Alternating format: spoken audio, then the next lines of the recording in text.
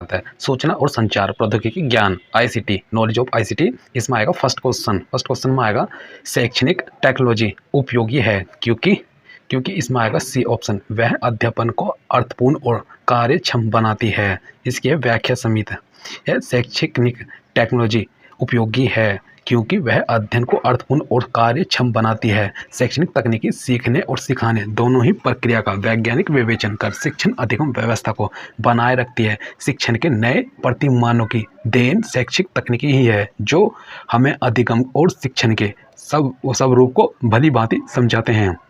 फिर इसमें आएगा सेकंड क्वेश्चन में, स्कूलों में सूचना एवं संचार प्रौद्योगिकी शिक्षकों को डॉट उपलब्ध कराते हुए उन्हें अपने प्रचलनों का रूपांतरण करने का अवसर प्रदान करती है। इसका आएगा ऑप्शन डी, उपरोक्त सभी।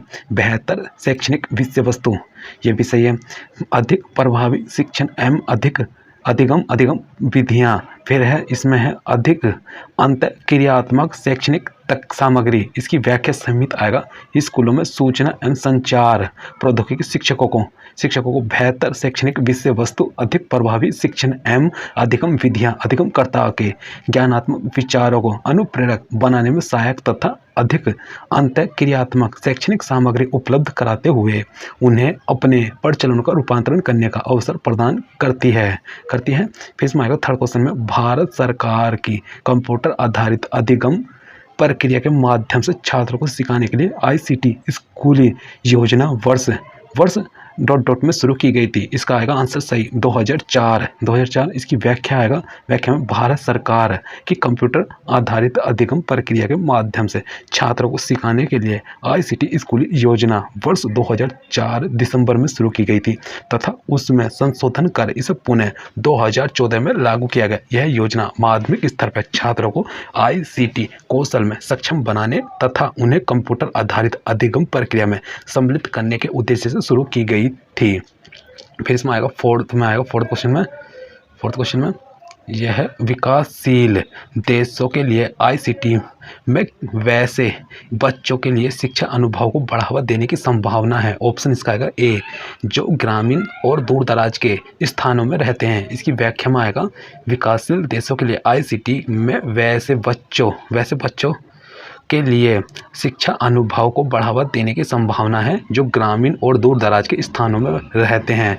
क्योंकि विकासशील देशों में प्राय दूर दराज के क्षेत्रों में आधुनिक शिक्षा की पहुंच न के बराबर है। ऐसी स्थिति में आईसीटी के माध्यम से उनके लिए शिक्षा उपलब्ध कराई जा सकती है। फिफ्थ में आएगा तकनीकी उपयोग से अधिगम में वृद्धि लाने को कहते हैं।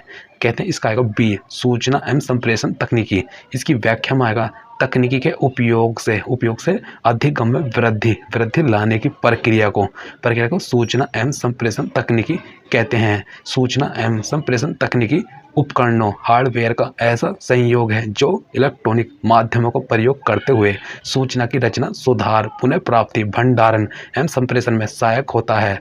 वर्तमान में सूचना एवं संप्रेषण तकनीकी का शिक्षा के क्षेत्र में बहुत यत्न से प्रयोग हो रहा है, जैसे डिजिटल पुस्तकालय, कंप्यूटर सहायक सम्मेलन, ईमेल तथा आपसी बातचीत आदि है। फिर इसमें आएगा 6 में प्रौद्योगिकी से ज्ञान का विस्फोट हुआ है। इसका क्या अर्थ है? इसका आएगा ऑप्शन बी, उच्च गति पर वृद्धि एवं विस्तार। फिर इसमें आएगा व्याख्या में प्रौद्योगिकी से ज्ञान का विस्फोट हुआ है।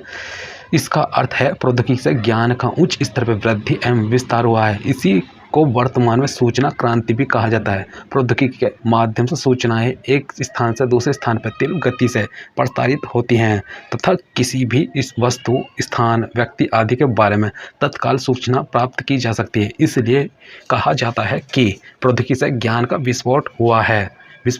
इसमें आएगा नेक्स्ट क्वेश्चन में 7 नंबर में, निम्नलिखित में से कौन सा एक उपयोगी कंप्यूटर सत्र के चरण में 2 में शामिल है? इसका आएगा ऑप्शन डी में है केवल सेकंड सुनिश्चित करना कि बच्चे कार्य करने पर नहीं रहे।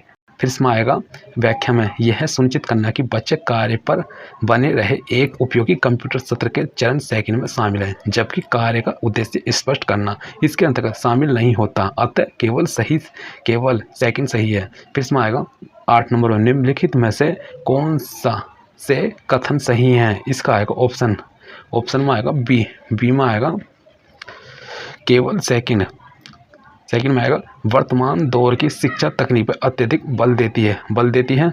फिर इसमें आएगा नाइन्थ में, इसमें है व्याख्या में, शिक्षा में आईसीटी का उद्देश्य निम्नलिखित गतिविधियों के लिए है। प्रभावी शिक्षण अधिगम प्रक्रिया, सीखने के परिणामों का आकलन और अनुकूलन करने के लिए नैदानिक परीक्षण और उपचारात्मक शिक्षण, छात्रों में रचनात्मकता, तर्क और सोचने की क्षमता का विकास करना, शिक्षार्थियों को वैज्ञानिक मनोवैज्ञानिक विश्लेषण, शिक्षा में सूचना और संचार प्रौद्योगिकी। आईसीटी शिक्षा का वह तरीका है जो सूचना के वितरण का समर्थन, वृद्धि और अनुकूलन करने के लिए सूचना और संचार प्रौद्योगिकी का उपयोग करता है। इसलिए वर्तमान समय की शिक्षा प्रौद्योगिकी पर बहुत जोर देती है और शिक्षा में प्रौद्योगिकी बच्चों में रचनात्मकता का पोषण करती है। अतः कथन सेकंड सही है। फिर इसमें आएगा, इसमें है नाइन्थ, यदि कोई अध्यापक अपने शिक्षार्थियों के लिए सूचना संप्रेषण आधारित अध्यापन अधिगम उपागम को अपनाना चाहता है तो बताइए निम्नलिखित में कौन सा कथन संगत नहीं है। इसका आएगा बी में आएगा, बी में है आईसीटी उपकरणों के माध्यम से विद्यार्थियों द्वारा प्राप्त ज्ञान का मूल्यांकन परीक्षा के माध्यम से होना चाहिए। इसके आगे व्याख्या में, यदि कोई अध्यापक अपने विद्यार्थियों के लिए सूचना संप्रेषण आधारित अध्यापन अधिगम उपागम को अपनाना चाहता है तो उसे निम्नलिखित बातों का ध्यान देना आवश्यक है। विषय वस्तु और प्रौद्योगिकी में अनुकूलता या संगतता का होनी चाहिए। विद्यार्थियों में उपलब्ध आईसीटी उपकरणों का प्रयोग करने की योग्यता होनी चाहिए। संस्थान में इंटरनेट कनेक्शन होना चाहिए ताकि विद्यार्थी छानबीन कर सके। आईसीटी उपकरणों के माध्यम से विद्यार्थियों द्वारा प्राप्त ज्ञान का मूल्यांकन परीक्षा के माध्यम से होना चाहिए। यह कथन असंगत है। फिर इसमें आएगा 10 नंबर में, प्रौद्योगिकी का उपयोग करने का नुकसान क्या है। इसका आएगा ऑप्शन ए, यह शारीरिक बाधा उत्पन्न करता है। इसकी व्याख्या में आएगा, प्रौद्योगिकी का उपयोग करने का सबसे बड़ा नुकसान है कि वह शारीरिक बाधा उत्पन्न करती है। अर्थात प्रौद्योगिकी ने जहां एक तरफ दुनिया को तरक्की का नया आयाम दिया है और मानव जीवन को विकास की नई दिशा दी है, वहीं दूसरी तरफ यह मानव स्वास्थ्य के लिए बेहद खतरनाक भी है। प्रौद्योगिकी के उपयोग के चलते आज का मानव सारे काम की अपेक्षा प्रौद्योगिकी पर अधिक निर्भर हो गया है, जिसके चलते अनेक प्रकार की शारीरिक व्याधियां उत्पन्न होने लगी हैं। फिर आईसीटी का मुख्य उपयोग क्या है, इसका आएगा व्याख्या सहित सी में, आईसीटी का मुख्य उपयोग प्रौद्योगिकी के माध्यम से संचार के लिए जानकारी प्राप्त करना है। सूचना और संचार प्रौद्योगिकी, जिसे आमतौर पर आईसीटी कहा जाता है, का प्रयोग अक्सर सूचना प्रौद्योगिकी के पर्यावरण के रूप में किया जाता है, लेकिन यह आमतौर पर अधिक सामान्य शब्दावली है जो आधुनिक सूचना प्रौद्योगिकी में दूर संचार, टेलीफोन लाइन एवं वायरलेस संकेतों की भूमिका पर बल देता है। स्कूलों में आईसीटी लागू करने में बाधा क्या है? ऑप्शन इसमें आएगा सी, बुनियादी ढांचा। स्कूलों में बुनियादी ढांचे में लागू करने में बाधा क्या है?